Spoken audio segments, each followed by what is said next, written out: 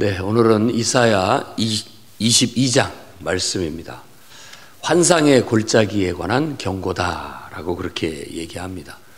그러니까 환상의 골짜기는 그럼 뭐냐 이런 질문을 하게 되고, 이 환상의 골짜기는 다름 아닌 예루살렘을 말한다는 걸 알 수가 있습니다.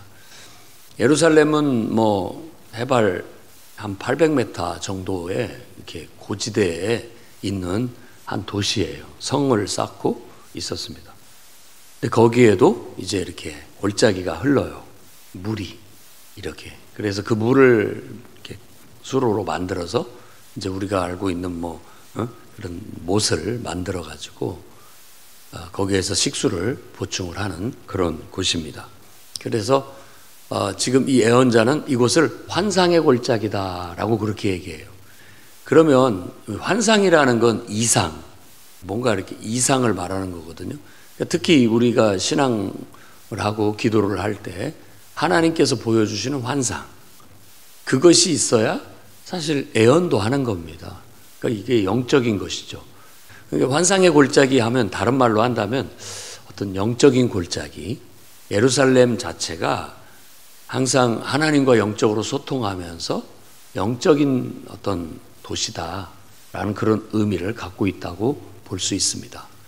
그러니까 교회 하면 영적인 곳이죠. 여기가 순수한 교회의 모습은 늘 하나님과 영적으로 소통하는 기도가 있고 예배가 있고 또 하나님께로부터 주어진 은혜로운 말씀이 있어서 그 말씀을 우리가 받아서 우리 자신을 돌아보고 또 바른 길로 나아가고 또 세상에 그런 하나님의 길, 올바른 길을 이렇게 비춰내는 곳, 교회도 바로 환상의 골짜기라고 할 수 있어요. 그런데 이 골짜기에 대한 경고의 말씀이 주어졌다는 것은 부정적인 그런 말이라는 거예요. 그 말은 당연히 하나님과 영적으로 소통하고 하나님의 음성을 듣고 올바르게 행해야 될 그런 도시가 그러지를 못한다는 것이죠. 비틀거리고 오히려 잘못된, 마치 술에 취해 비틀거리듯 비틀거리고 잘못된 길로 가고 있다라는 것이에요. 그러니 환상이 제대로 보이지가 않고 솔로몬 시대처럼 사무엘 시대처럼 환상이 없고 하나님의 계시의 말씀이 없는 거예요. 그러니까 영적인 어떤 기갈, 영적인 가뭄이라고 할 수 있죠. 그래서 영적인 암흑기라고도 말할 수 있는 그런 암흑이 찾아온다라는 것에 대한 말입니다. 그래서 이거 역사적인 배경은 다시 말씀드리지만 열왕기상 18장 19장에 나와 있는 히스기야 왕의 통치 시대를 지금 말해주고 있습니다. 왜냐하면 오늘 말씀에도 나오는 사람이 셈나, 그때 당시 히스기야 왕 때의 국내 대신이었던 왕실의 모든 것들의 실권을 쥐고 행했던 셈나, 그리고 그 다음에가 엘리야김, 이 두 사람에 대한 얘기와 그 사람들의 어떤 실정, 잘못된 정책으로 인한 이런 환상의 골짜기가 위기에 처하게 된 것에 대한 이야기를 하고 있습니다. 그래서 환상의 골짜기에 대한 경고다라고 하면서 네가 지붕 위에 올라가면 어찌민고 라고 질문을 하면서 해학적으로 합니다. 이런 표현들, 예언자들의 이런 표현들을 가만히 보면 우리 눈에는 보이지 않지만 이게 마치 그 연극의 대사 같은 거예요. 시적인, 옛날에 연극 같은 거라면 대사가 한마디 한마디가 시적이잖아요. 그런 거. 그래서 어떤 이제 퍼포먼스 같은 연극을 하는데, 예를 든다면 예언자가 나와서 이렇게, 내가 지금 예언자 역할을 하는 사람 이렇게 말을 하면, 여기는 셈나 국내 대신이 또 하는 말이 있고, 그리고 또 히스기야 왕이 하는 말이 있고, 그 다음에 엘리야김이 또 하는 말이 있고, 이런 식으로 어떤 메시지를 전하고 선지자들이 사람들 앞에서 이런 예언을 할 때에는 이런 글로만 이렇게 적어 놓은 게 아니라 이것이 대사가 돼서 가가지고 역할극을 하는 거예요. 그러면 사람들이 보고 그것을 통해서 메시지를 듣는 거죠. 깨우침을 받고 뭘 말하려고 하는지를 분명하게 얘기를 하는 겁니다. 그러니까 네가 지붕 위에 올라가면 어찌민고라고 하면서 말하는데, 이런 표현들이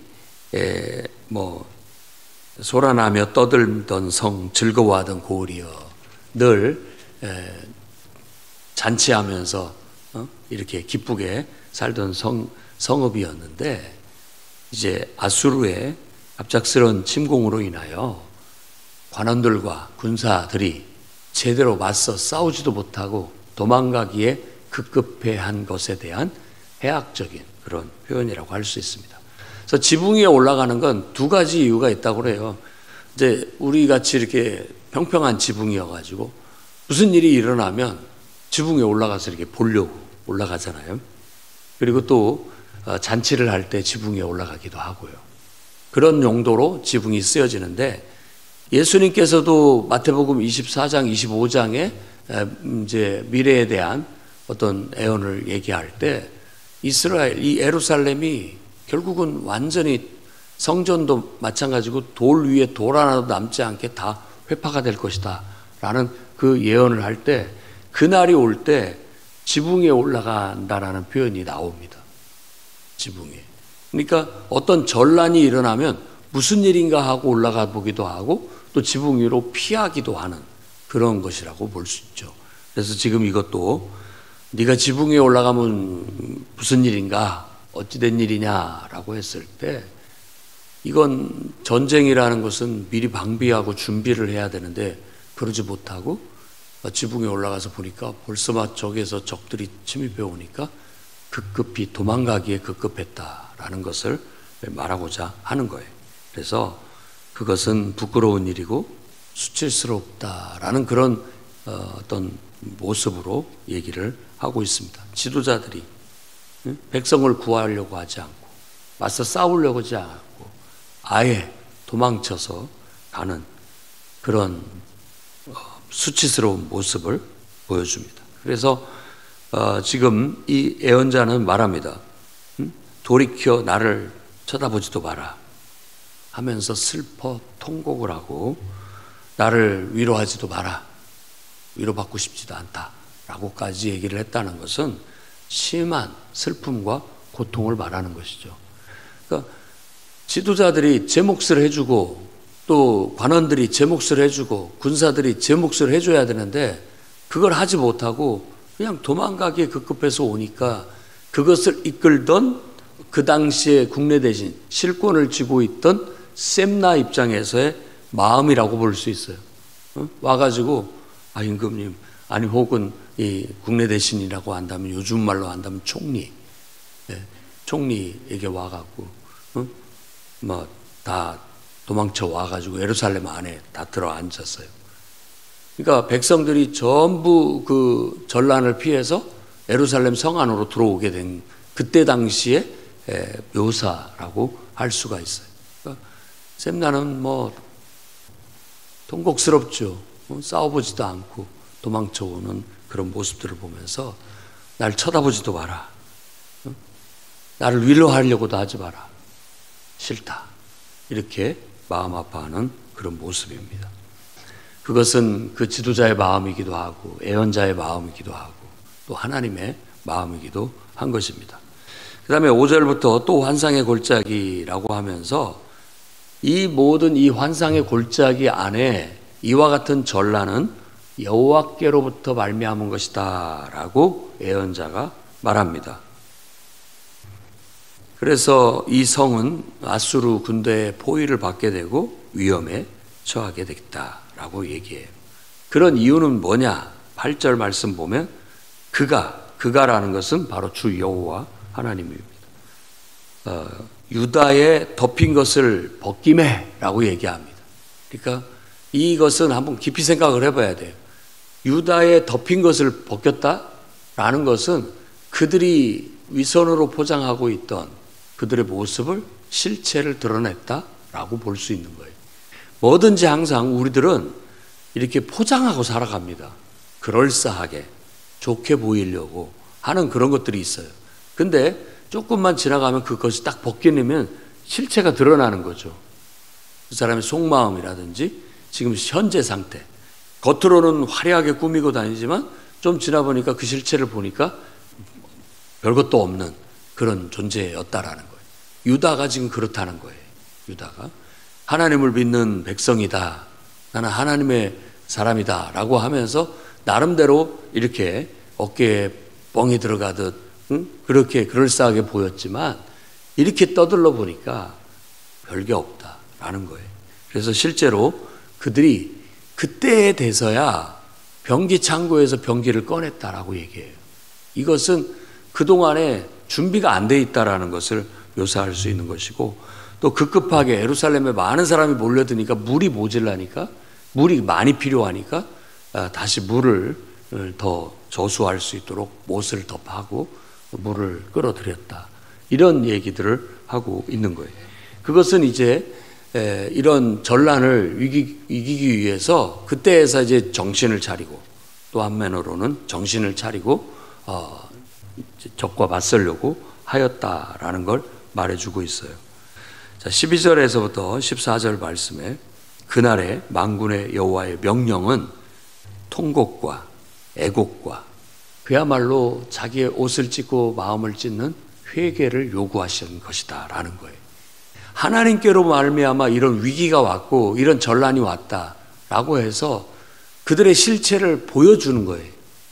그 실체를 통해서 너희의 실체를 보고 정말로 너희가 뭘 잘못하고 있는지, 뭐가 문제인지를 깨닫고 하나님 앞에서 마음을 찢고 회개하기를 주님은 원하신 것이다 라는 메시지를 전해주게 되는 거예요.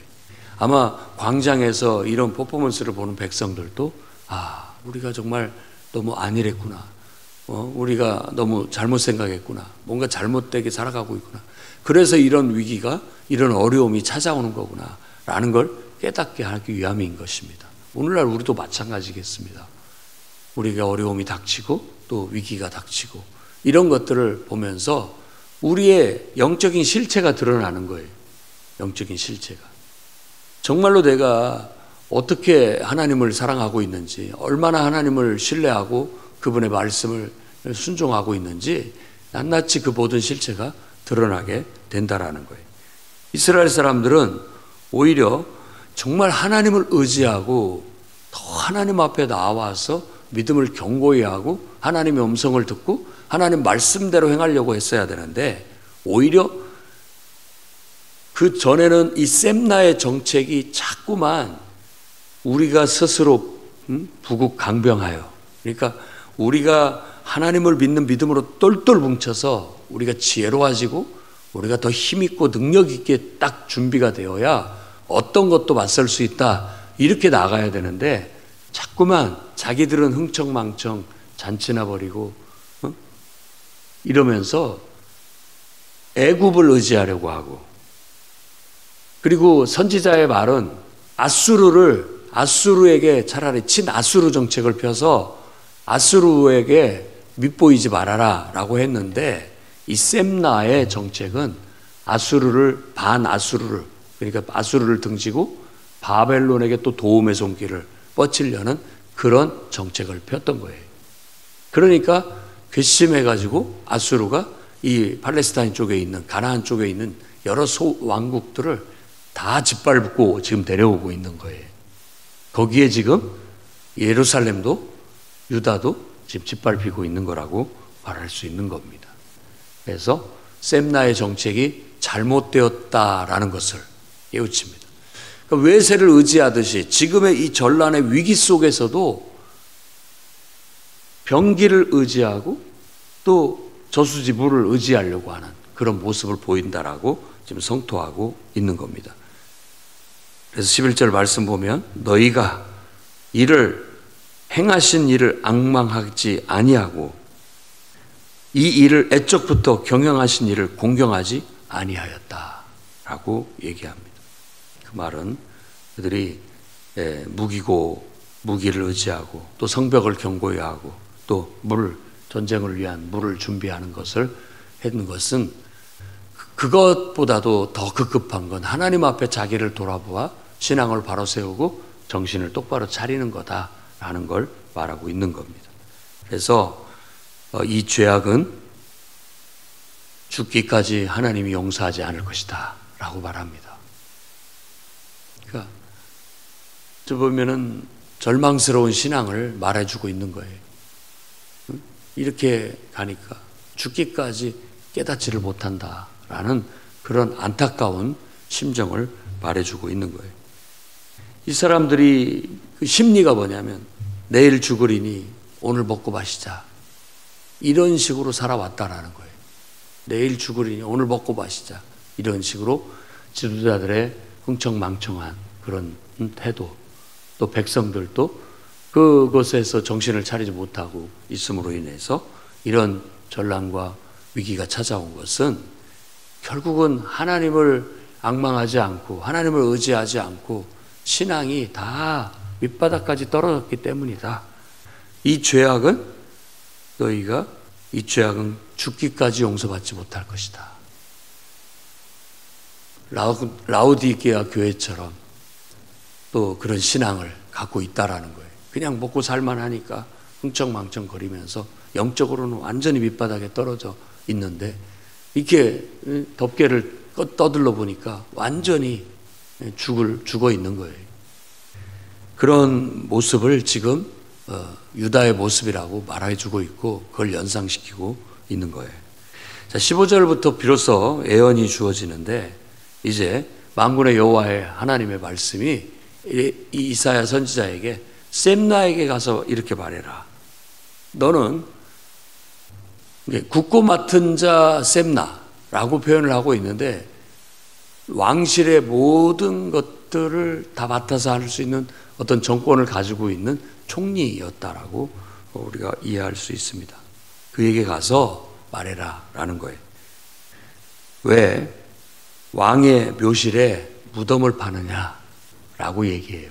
이 표현이 그런 표현입니다. 총리니까 그런데 왕실의 무덤, 터에 자기 무덤을 파고 있다라고 그렇게 얘기하는 거예요. 그러니까 셈나가 지금 너 죽을 짓을 하고 있다, 이런 지금 말이라고도 볼 수 있어요. 그래서 실제로 왕실의 무덤에 자기 무덤을 받는지는 모르겠습니다. 그러니까 이중적인 의미가 있을 수 있겠죠. 왕이 묻히는 묘실에 자기 무덤을 팠다라는 것은 어떤 의미에서는 자기가 왕족이 아닌 이상 주제넘은 거죠. 그의 오만함, 실권을 쥐고 있다라는 것에 대한 착각을 얘기할 수 있는 거예요.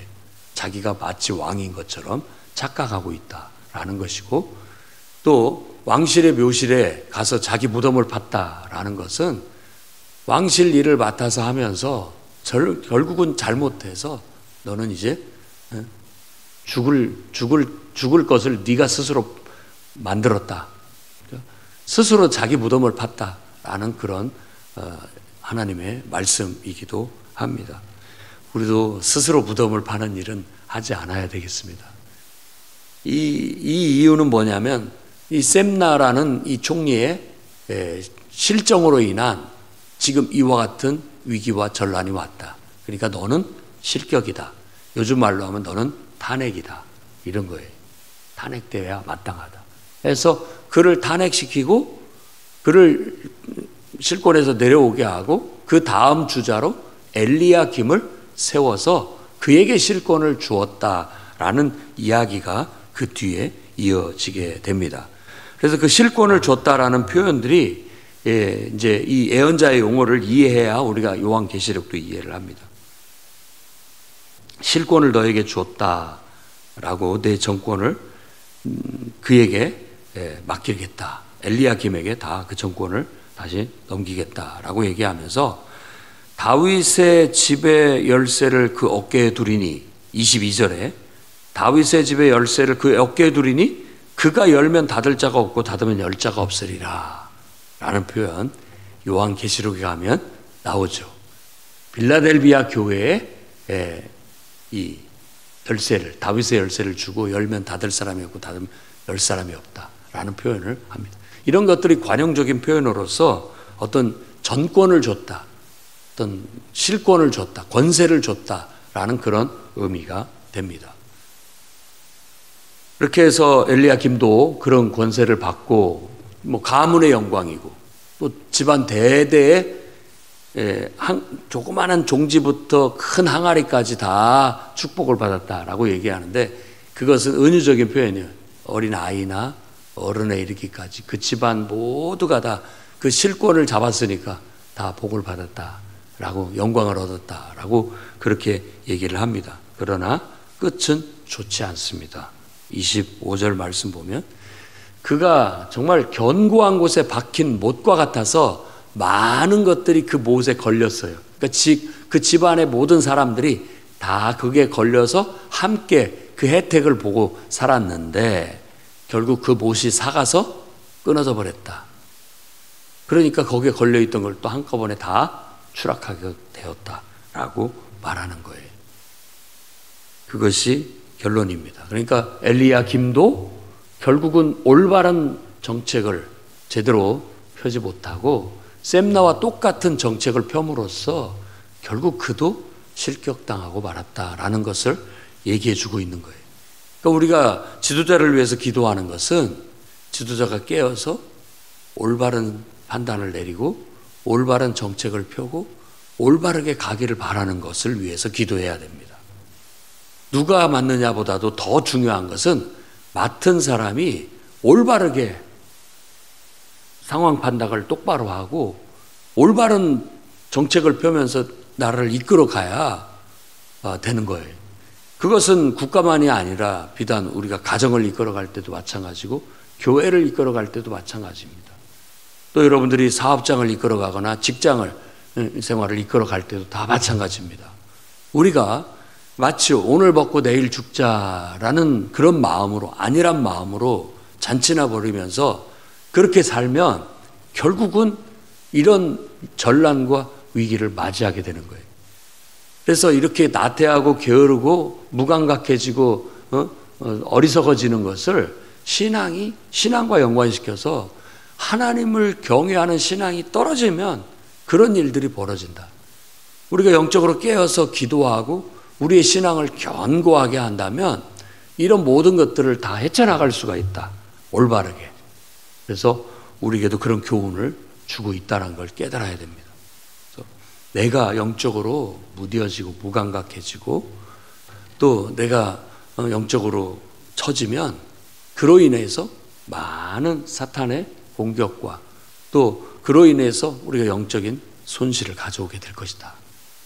문제가 반드시 발생하고 어려움이 찾아오게 될 것이다. 그러니까 정신을 똑바로 차리고 깨어서 영적으로 하나님의 음성을 듣고 영적인 분별을 똑바로 하고 올바르게 판단하고 올바르게 행동할 수 있어야 된다라는 그런 경각심을 가지기를 바랍니다. 오늘 환상의 골짜기에 대한 경고는 바로 그런 경각심을 주기 위한 거예요. 그래서 지도자를 위해서도 기도하고 여러분 자신도 영적으로 깨어서 올바른 길로 나아가 이런 위기에 처하지 않기를 주의 이름으로 축원합니다. 기도하겠습니다. 거룩하신 주님, 역사를 통해서 우리에게 깨우치시는 하나님의 큰 뜻을 깨닫게 해 주옵소서. 늘 흥청망청 안일하고 또 무감각하고 무관심한 그런 삶을 살지 않도록 붙들어 주시옵소서. 위기 앞에 수치스럽게 도망하며 지켜야 할 것들을 지키지 못하는 그런 자들이 되지 않도록 주님 정신을 똑바로 차리게 해 주시옵소서. 우리에게 맡겨진 역할 두렵고 떨리는 마음으로 늘 영적으로 깨어서 하나님의 뜻을 분별하고 상황 파악을 잘하여 올바르게 대처하고 힘있게 대처해 나갈 수 있는 저희들이 되도록 붙잡아 주옵소서. 예수님 이름으로 기도드립니다.